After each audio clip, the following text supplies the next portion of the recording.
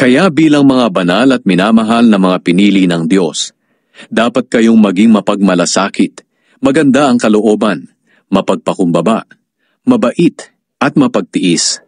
Magpasensyahan kayo sa isa't isa at magpatawaran kayo kung may hinanakit kayo kanino man, dahil pinatawad din kayo ng Panginoon.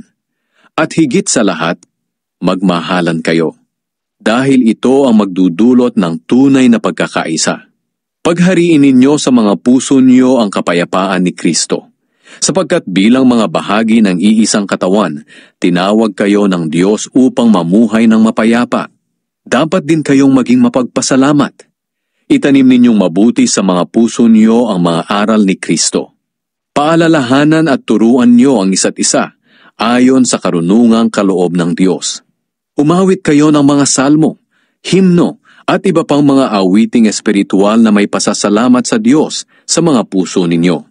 At anuman ang ginagawa nyo, sa salita man o sa gawa, gawin nyo ang lahat bilang mananampalataya sa Panginoong Hesus at magpasalamat kayo sa Diyos Ama sa pamamagitan niya.